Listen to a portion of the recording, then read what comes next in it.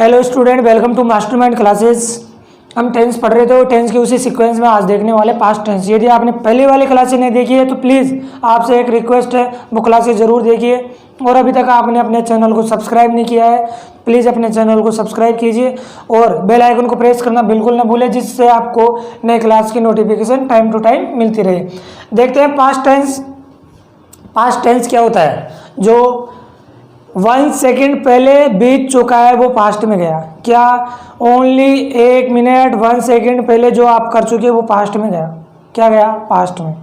जो चल रहा है वो प्रेजेंट में आता है। क्या आता है?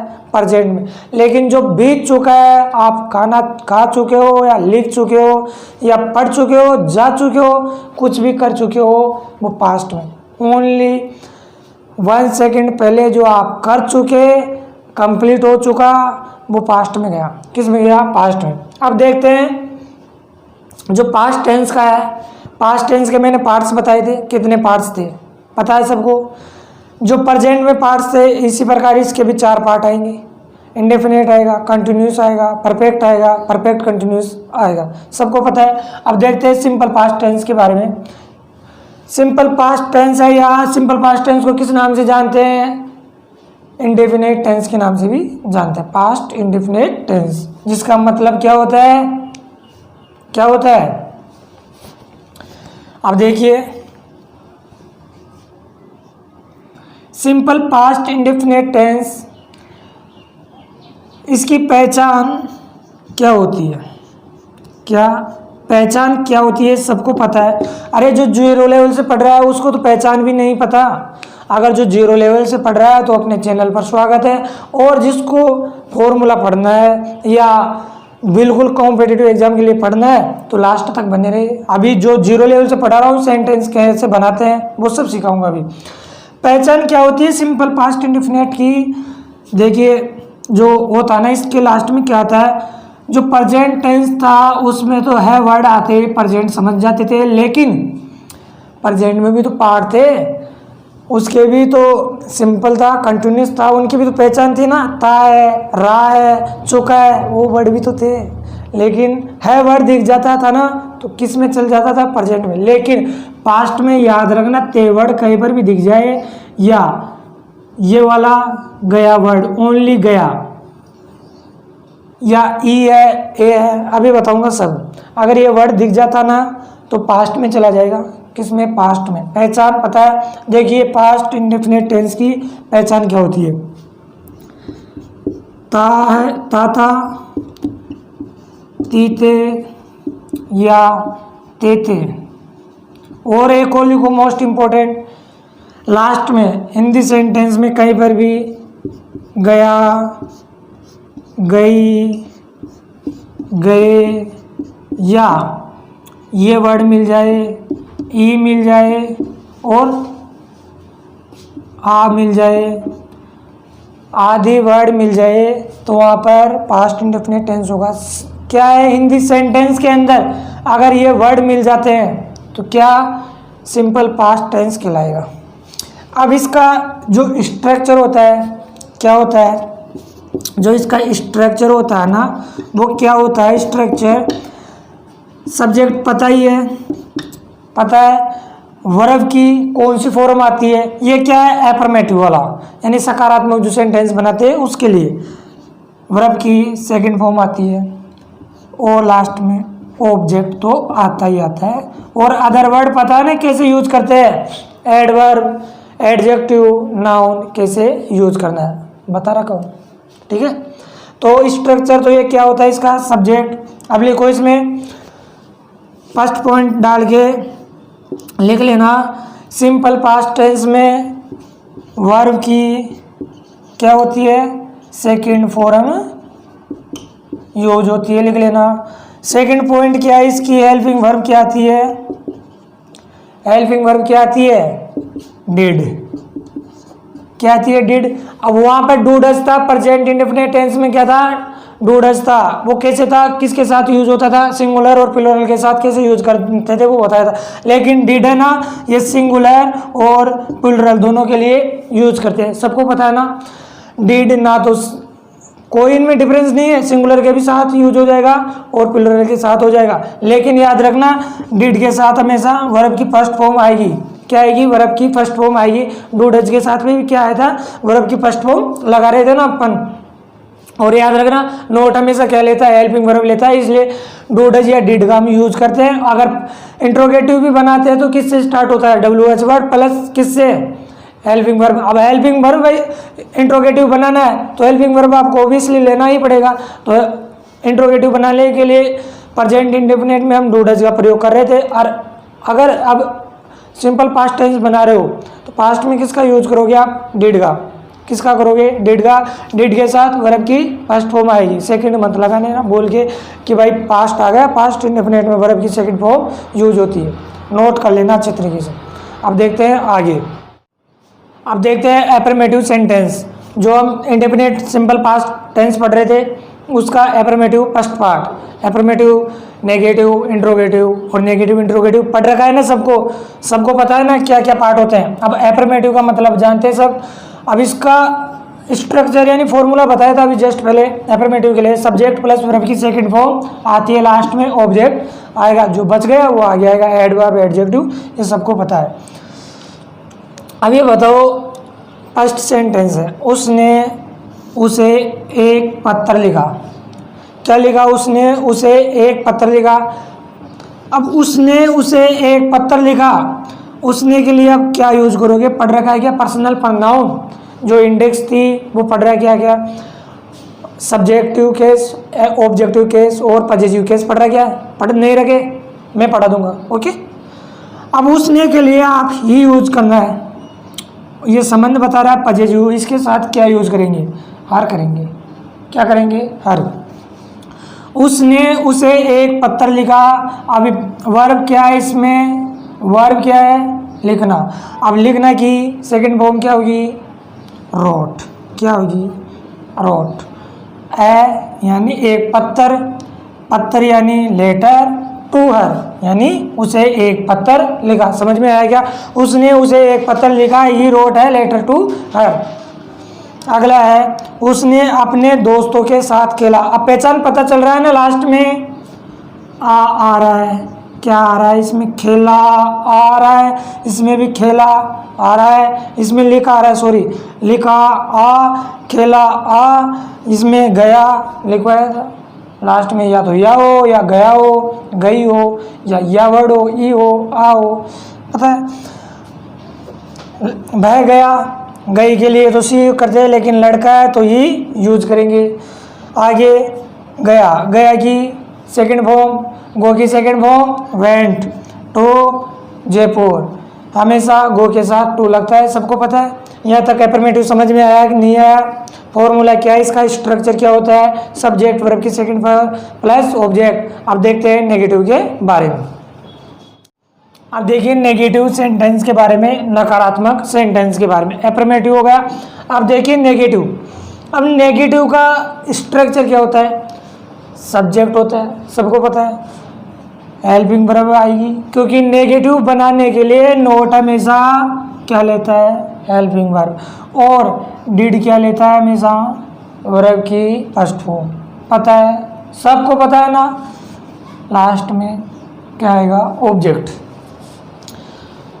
ऐसे ही सिंपल प्रेजेंट टेंस में था, डू डज के साथ हेल्पिंग वर्ब, सॉरी वर्ब की फर्स्ट फॉर्म आती थी। अब देखिए फर्स्ट एग्जाम्पल क्या है इसका नेगेटिव का? वह दिल्ली नहीं गया है। क्या? वह दिल्ली नहीं गया है। वह दिल्ली नहीं गया है। वह दिल्ली नहीं गया है। He did not go to. He did not go to Delhi. अब यहाँ पर डिड नोट है, ये दोनों अलग अलग दिख रहे हैं। सालों को चिपका दूँ क्या? चिपका दूँ? अगर चिपका दोगे तो इसे डिडेंट बोलना पड़ेगा। क्या बोलना पड़ेगा? डिडेंट। अगर आपको डिड प्लस नोट चिपकाना है तो ऐसे भी लिख सकते हो, कोई प्रॉब्लम नहीं है, इसको बोल सकते हो डिडेंट। ओके। आगे वर्ब की फर्स्ट फॉर्म है, सही है, टू दिल्ली। वह दिल्ली नहीं गया है। अब गया है ये पता चल रहा है ना, लास्ट में या है, ये है, गया है, गई है। आगे अगला सेंटेंस है, उन्हें गिफ्ट पसंद नहीं है। उन्हें गिफ्ट पसंद नहीं है भाई। तो उन्हें के लिए आप क्या करोगे, दे करोगे, क्या करोगे, दे। अब यहाँ पर गिफ्ट तो क्या है, ऑब्जेक्ट चला जाएगा। पसंद क्या है, यहाँ पर वर्ब है, क्या है, वर्ब है ना, पसंद, लाइक। तो यहाँ पर पहले तो नेगेटिव बनाओ, डिडंट, डिडंट सही है, लाइक वर्ब हो गई, द गिफ्ट यानी गिफ्ट उसे पसंद नहीं आया, तो लास्ट में ऑब्जेक्ट आ जाएगा। अगला सेंटेंस है, वह समय पर बस नहीं पकड़ सके, वह समय पर बस पकड़ नहीं सके। दे पता है क्यों और आ रहा है, वे के लिए। डिडंट पता है, कैच यानी पकड़ना, कैच यानी पकड़ना। अगर इसकी सेकंड फॉर्म होती तो कोट हो जाता, लेकिन यहाँ पर फर्स्ट फॉर्म यूज होगी, तो यहाँ पर हो गया कैच। अगला आगे क्या होगा, द, बस से पहले आर्टिकल द यूज होगा, लास्ट में ऑन टाइम, क्यों, टाइम सूचक वर्ड लास्ट में आएगा। तो ऑन टाइम यानी टाइम पर वो बस नहीं पकड़ सके, क्या, टाइम पर बस नहीं पकड़ सके। यहाँ तक समझ में आया। नेगेटिव के साथ, नोट के साथ हेल्पिंग वर्ब, डिड, वर्ब की फर्स्ट फॉर्म यूज होगी। अब देखते हैं इंट्रोगेटिव सेंटेंस। अब देखते हैं इंट्रोगेटिव सेंटेंस के बारे में। अब इंट्रोगेटिव सेंटेंस का सबको पता है फॉर्मूला क्या होता है, या तो वो WH वर्ड से स्टार्ट हो जाए या हेल्पिंग वर्ब से स्टार्ट हो जाए। अब हेल्पिंग वर्ब क्या है, डिड है, सब्जेक्ट पता है, वर्ब की फर्स्ट फॉर्म आएगी, याद रखना, डू, डज और डिड के साथ वर्ब की फर्स्ट फॉर्म आएगी, लास्ट में ऑब्जेक्ट। एक देखिए कमाल की बात है, मैं गाँव में गया, गाँव के अंदर एक लड़की को पूछा, शायद 8th 9th क्लास में थी, तो वो गवर्नमेंट में पढ़ती थी। उससे मैं पूछता हूँ सरकारी में पढ़ती है कि गवर्नमेंट में पढ़ती है, तो वो क्या बोलती है, नहीं मैं सरकारी में पढ़ती हूँ। मैं पूछता हूँ गवर्नमेंट में नहीं पढ़ती, नहीं। 2-3 बार पूछो गवर्नमेंट में पढ़ती है, नहीं। वो ही नहीं, उसको कंफ्यूज कर दिया गवर्नमेंट में पढ़ती है सरकारी में। अब एक छोटा सा बच्चा था, वो शायद कहाँ पे पढ़ता था ये पता नहीं, वो बोलता है गवर्नमेंट को सरकारी ही बोलते हैं। लड़की पता नहीं है भाई, इंग्लिश को ये जो वीडियो है, जो क्लास है, इसको ज़्यादा से ज़्यादा शेयर करो, जिससे इंग्लिश सीख सके बच्चे भी। पता ही नहीं गवर्नमेंट को सरकारी कहते हैं। इंट्रोगेटिव सेंटेंसेस यानी प्रश्नवाचक वाक्य। अब इसका फॉर्मूला पता है। अब फर्स्ट सेंटेंस क्या कहता है, क्या आपको किताब पसंद आई, क्या आपको किताब पसंद आई लिखवाया था, ये वर्ड लास्ट में दिख जाए, और लास्ट में क्या आना चाहिए, क्वेश्चन मार्क। तो क्या आपको किताब पसंद आई, क्या के लिए, डिड, यू सब्जेक्ट है, पता है। अब वर्ब क्या है, लाइक, पसंद की वर्ब, लाइक की लाइक फर्स्ट फॉर्म है, ठीक है। द बुक आर्टिकल, बुक के पहले आर्टिकल यूज करते हैं। सेकंड एग्जाम्पल है, क्या उसने अपनी परीक्षाओं की तैयारी शुरू कर दी है, क्या उसने अपनी परीक्षाओं की तैयारी शुरू कर दी है। भाई अगर आपने पर्सनल प्रोनाउन नहीं पढ़ रखा तो प्लीज़ वो पर्सनल प्रोनाउन ही पढ़िए।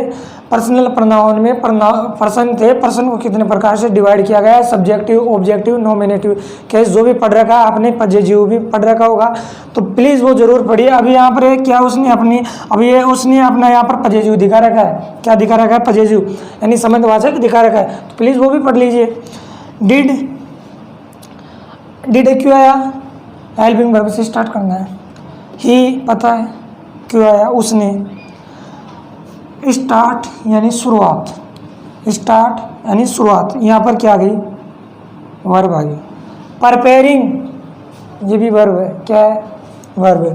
फॉर हिज एग्जामिनेशन, उसने अपनी परीक्षाओं की तैयारी स्टार्ट कर दी है क्या, पूछ रहे हैं, कर दिए क्या, नहीं पता, कर दिए कि नहीं कर दिए, तो इंट्रोगेटिव सेंटेंस बन रहा है। पता चल गया, हेल्पिंग वर्ब से स्टार्ट करना है, वर्ब की फर्स्ट फॉर्म यूज करना है, सब्जेक्ट कैसे आएगा, ऑब्जेक्ट कैसे आएगा।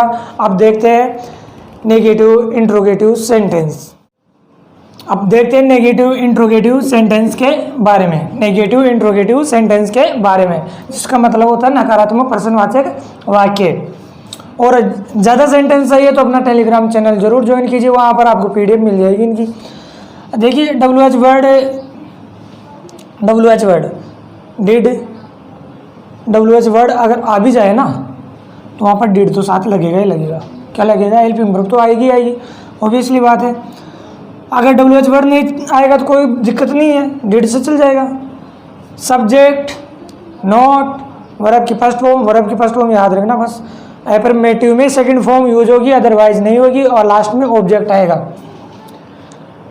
क्या उसको रात का खाना पसंद नहीं है? फर्स्ट एग्जाम्पल है, क्या उसको रात का खाना पसंद नहीं आया? पता नहीं आया कि नहीं आया, क्वेश्चन पूछ रहा है। डिड आएगा क्या के लिए? सी उसको आ जाएगा। अगर आपको नोट को सी के पहले यूज करना है तो डिडेंट करना है, डिडेंट, ठीक है। नहीं, सब्जेक्ट के बाद भी कर सकते हो आप, कोई प्रॉब्लम नहीं। सब्जेक्ट नेगेटिव आ गया, नोट, पसंद को लाइक। अब रात का खाना के लिए हम एक ही वर्ड यूज करेंगे, डिनर। क्या करेंगे? रात के खाने को क्या बोलते हैं? डिनर। लास्ट में क्वेश्चन मार्क। सेकंड एग्जाम्पल है, क्या वह परीक्षा के लिए उपस्थित नहीं हुआ? हुआ कि नहीं हुआ पता नहीं है, इंट्रोगेटिव बन गया। डिड पता है क्यों आया, ही आया पता है। नोट ये भी पता है, नेगेटिव बना रहे हो तो नोट आएगा ही। और फिर अफेयर, अफेयर का मतलब क्या होता है? उपस्थित भी होता है, दिखाई देना। फॉर द एग्जामिनेशन, के लिए, फॉर के लिए, पता चल रहा है ना। फॉर द एग्जामिनेशन वहाँ पे बताया था, फॉर सिंस का यूज कहाँ पे होता है बताया था, सिंस फोर का के लिए भी होता है, से का भी होता है। अगर टाइम सूचक वर्ड आ जाता तो से निकलता। तो द एग्जामिनेशन, क्लियर यहाँ तक। थर्ड है, क्या उन्हें क्विज के बारे में पता नहीं था कि नहीं? क्या उन्हें क्विज के बारे में पता नहीं था? डिड दे यानी अब यहाँ पर उन्हें हो रहा है, they note now about the quiz. Now यानी जानना, यानी पता, ठीक है। जानने के लिए नाउ यूज करते हैं, now not know about the quiz. यहाँ तक समझ में आया। अब देखते हैं मोस्ट इंपॉर्टेंट रूल्स के बारे में, और क्लास को प्लीज लाइक जरूर कीजिए। देखिए अब most important rule, first rules के बारे में देखते हैं इसके मोस्ट इंपॉर्टेंट रूल्स के बारे में। ओनली 3-4 रूल है, प्लीज़ उनका भी स्क्रीनशॉट ले लेना और इसका भी स्क्रीनशॉट ले लेना। जिस प्रकार हम प्रेजेंट टेंस का जो पढ़ रहे थे, रूल्स पढ़े थे, उसी प्रकार ही सिंपल पास्ट टेंस के भी रूल्स पढ़ेंगे। देखिए फर्स्ट रूल्स क्या है, पास्ट की एक्शन को बताने के लिए, क्या पास्ट की एक्शन बताने के लिए हम सिंपल पास्ट टेंस का यूज करते हैं। जैसे 1947 में भारत आज़ाद हुआ, तो आज़ाद के लिए अब पास्ट टेंस यूज करेंगे, क्योंकि वो बीत चुका है, टाइम बीत चुका है, और टाइम बीत चुका तो उसके लिए हम इंडेफिनिट टेंस का यूज करेंगे। देखिए कुछ एडवर्ब है, टाइम सूचिंग एडवर्ब, एक्सप्रेसिंग एडवर्ब। यस्टरडे, वहाँ पर एवरी आ रहा था, किसमें? प्रेजेंट टेंस में। यहाँ पर यस्टरडे, या यस्टरडे मॉर्निंग, यस्टरडे नून, यस्टरडे इवनिंग, यस्टरडे नून। ये वर्ड अगर आपको यस्टरडे ओनली ये वर्ड दिख जाए ना तो पास्ट में चला जाएगा। कौन सा पास्ट? इंडेफिनिट सिंपल या सिंपल पास्ट है। The day before yesterday, the day before yesterday, the day before yesterday, the day before yesterday. Yesterday दिख रहा ना, पूरा लिख लेना यस्टरडे। अगला है the other day, the other day. Last morning, यहाँ पर लास्ट वर्ड दिख जाए आपको सिंपल पास्ट टेंस में तो वर्ब की सेकंड फॉर्म यूज करना है। नोट दिख जाए तो हेल्पिंग वर्ब भी दिख जाए तो वर्ब की फर्स्ट फॉर्म यूज करना है। क्या करना है? वर्ब की फर्स्ट फॉर्म। तो लास्ट आ गया, लास्ट दिखते ही कौन सा टेंस? Simple past tense. या इसके साथ लास्ट मॉर्निंग भी चिपका होगा, इवनिंग भी चिपका होगा, last evening, last year, last month, last week, कुछ भी दे रखा हो। इन मार्च 1942 या 1947, इन मार्च 1942 फिक्स टाइम दे रखा है, यानी पीछे की बात कर रहा है। 2018 की बात कर सकता है, 2015 की भी कर सकता है, बीत चुका है, जो बीत चुका है उसके लिए पास्ट टेंस। ऐसे इन मई 1998 या इत्यादि। एक दो एग्जाम्पल है। फर्स्ट एग्जाम्पल है, he went to Mumbai yesterday.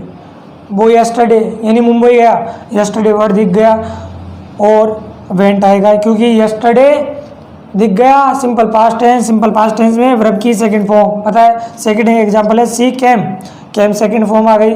इसमें क्या दिख रहा है? लास्ट नाइट, लास्ट वर्ड दिख गया, सिंपल पास्ट टेंस।